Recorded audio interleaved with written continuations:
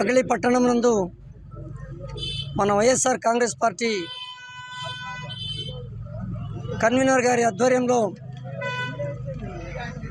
మన మాజీ ముఖ్యమంత్రి వర్యులు జగన్మోహన్ రెడ్డి సార్ గారి ఆదేశాల మేరకు ఈరోజు డిజిటల్ బుక్ కార్యక్రమాన్ని లాంచింగ్ చేయడం జరిగింది.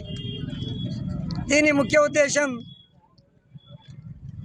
ప్రస్తుతం ఉన్నటువంటి తెలుగుదేశం పార్టీ కూటమి ప్రభుత్వం మన నాయకులపైన కార్యకర్తలపైన అనేకమైనటువంటి ఆకాంక్షలు విధిస్తూ వారి యొక్క మనోభావాలను దెబ్బతీసే విధంగా ఒక సోషల్ మీడియాలో కావచ్చు, చిన్న చిన్న తగాదాలు కావచ్చు, అన్నదమ్ములు ఒక పొలం విషయంలో కావచ్చు, ఇంటి పట్టా విషయంలో కావచ్చు, మన వాళ్ళని మన వైఎస్ఆర్ కాంగ్రెస్ పార్టీ నాయకులను కార్యకర్తలను చిత్రహింసలకు గురి చేస్తున్నారు.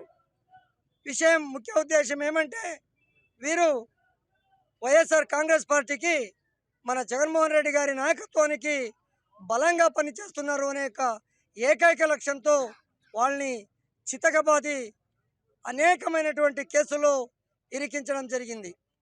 దీనిని చూస్తూ ఉంటే పూర్తిగా ఎన్నికల సందర్భంలో మేనిఫెస్టోలో పొందుపరచలేనటువంటి అనేకమైనటువంటి కార్యక్రమాలను కూడా ఈరోజు తెలుగుదేశం పార్టీ వాళ్ళు ధీటుగా తీసుకుంటున్నారు.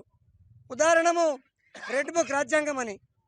అంటే రెడ్ బుక్ రాజ్యాంగం అంటే తెలుగుదేశం పార్టీ హయాంలో ఎవరైతే మనకు హింస చేసినారో, మనకు తొందరలు పెట్టినారో అటువంటి వారిని రెడ్ బుక్లో రాసుకొని మనం అధికారంకి వచ్చిన తర్వాత పూర్తిగా వాళ్లను విచక్షణారహితంగా హింసకు పెట్టే ప్రయత్నం వాళ్ళు చేస్తూ ఉన్నారు.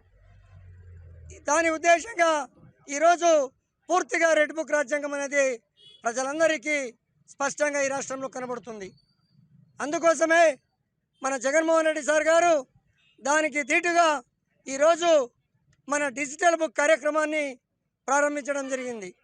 అంటే మన నాయకులకు ఈరోజు ప్రభుత్వ అధికారులు కావచ్చు, పోలీసులు కావచ్చు, ప్రభుత్వ యంత్రాంగం కావచ్చు, తెలుగుదేశం పార్టీ నాయకులు కావచ్చు, ఏదైనా లేనిపోని అరాచకాలు సృష్టించి దౌర్జన్యం చేసి వాళ్ళని కేసులో ఇరికించినట్లయితే నిష్పక్షపాతంగా పనిచేయాల్సినటువంటి అధికారులు ఈరోజు తెలుగుదేశం పార్టీకి కొమ్ము కాస్తున్నారు.